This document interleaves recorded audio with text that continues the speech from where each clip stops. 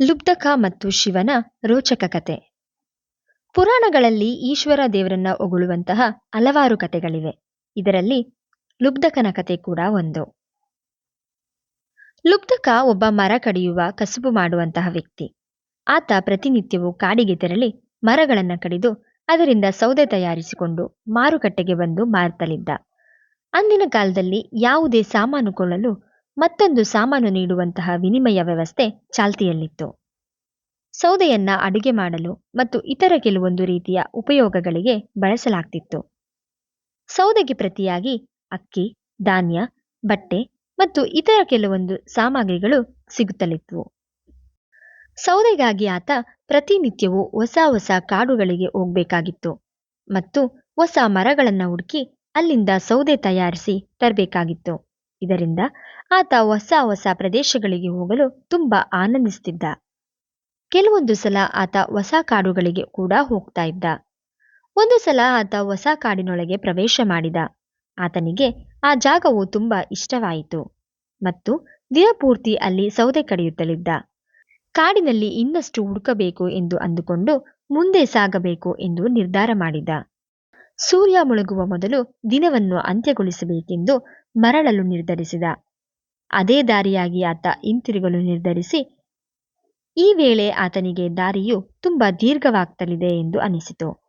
ತಾನು ಬಂದಂತ ದಾರಿ ತಪ್ಪಿದೆ ಎಂದು ಆತನಿಗೆ ಆ ಕ್ಷಣಕ್ಕೆ ಅರಿವಾಯಿತು ಮತ್ತು ಆತ ಬೇರೆ ದಾರಿಯಲ್ಲೇ ಬಂದಿದ್ದ. ದಟ್ಟಾರಣ್ಯದ ಮಧ್ಯೆ ಲುಬ್ಧಕ ದಾರಿ ತಪ್ಪಿದ್ದ. ಕತ್ತಲು ಕವಿಯುತ್ತಿದ್ದ ಕಾರಣದಿಂದಾಗಿ ಕಾಡು ಪ್ರಾಣಿಗಳಿಂದ ರಕ್ಷಣೆ ಪಡೆಯಲು ಆತ ಒಂದು ಮರವನ್ನೇರಿ ಕುಳಿತುಕೊಂಡ. ಏಕಾಂಗಿಯಾಗಿದ್ದ ಲುಬ್ಧಕನಿಗೆ ಗೊಂದಲವು ಉಂಟಾಯಿತು. ಇನ್ನೊಂದು ಕಡೆಯಿಂದ ಕಾಡು ಪ್ರಾಣಿಗಳು ಕೂಗುವ ಶಬ್ದವು ಆತನಲ್ಲಿ ಮತ್ತಷ್ಟು ಭೀತಿಯನ್ನು ಉಂಟುಮಾಡಿತ್ತು. ಮರವನ್ನೇರಿ ಕುಳಿತುಕೊಂಡ ಬಳಿಕ ಆತ ಸಂಪೂರ್ಣ ರಾತ್ರಿಯನ್ನು ಅಲ್ಲೇ ಕಳೆಯಲು ನಿರ್ಧರಿಸಿದ. ತನಗೆ ಹತ್ತಿರದಲ್ಲೇ ಇದ್ದಂತ ಮರವನ್ನೇರಿ ಆತ ಕುಳಿತುಕೊಂಡಿದ್ದ. ಮರವನ್ನು ಏರಿ ಕುಳಿತುಕೊಂಡ ಬಳಿಕ ಎಲೆಗಳನ್ನು ನೋಡಿದರೆ ಅದು ಬಿಲ್ವಪತ್ರೆಯ ಮರವಾಗಿತ್ತು. ಮುಂದೇನು ಮಾಡುವುದು? ಕಾಡಿನಲ್ಲಿ ಸುತ್ತಾಡಿ ಸಂಪೂರ್ಣವಾಗಿ ದಣಿದಿರುವ ಕಾರಣದಿಂದ ದೇಹಕ್ಕೆ ವಿಶ್ರಾಂತಿ ಬೇಕಾಗಿತ್ತು ಮತ್ತು ಮರದ ಮೇಲೆ ಕುಳಿತುಕೊಂಡು ಆತ ನಿದ್ರೆಗೆ ಜಾರಿದರೆ ಆಗ ಕೆಳಗೆ ಬಿದ್ದು ಪ್ರಾಣಿಗಳಿಗೆ ಬಲಿಯಾಗಬೇಕಾಗುತ್ತದೆ ಎಂದು ಆತನಿಗೆ ಅನಿಸಿತು.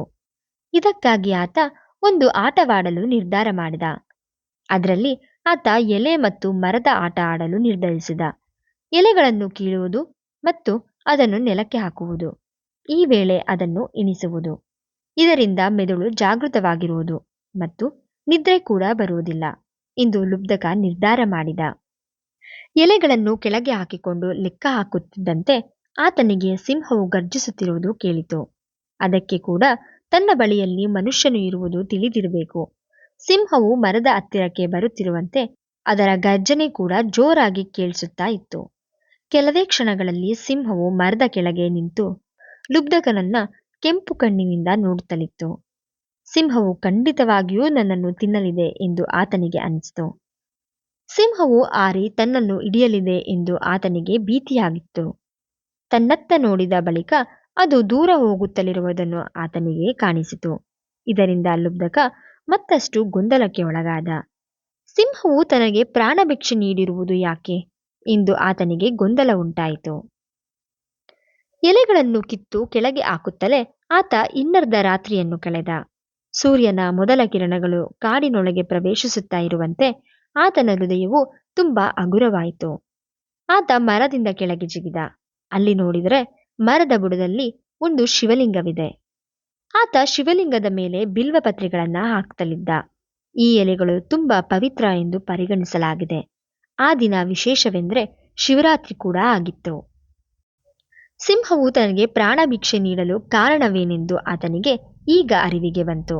ರಾತ್ರಿ ಇಡೀ ಶಿವಲಿಂಗದ ಮೇಲೆ ಬಿಲ್ವಪತ್ರೆಗಳನ್ನು ಹಾಕಿದ್ದ ಪರಿಣಾಮವಾಗಿ ಸಿಂಹವು ತನಗೆ ಪ್ರಾಣಭಿಕ್ಷೆ ನೀಡಿದೆ ಎಂದು ಲುಬ್ಧಕನಿಗೆ ಅರಿವಿಗೆ ಬಂತು ಮತ್ತು ಶಿವನಿಗೆ ನಮಸ್ಕರಿಸಿ ಆಶೀರ್ವಾದವನ್ನು ಪಡೆದು ಅಲ್ಲಿಂದ ಹೊರಟನು ಲುಬ್ಧಕ.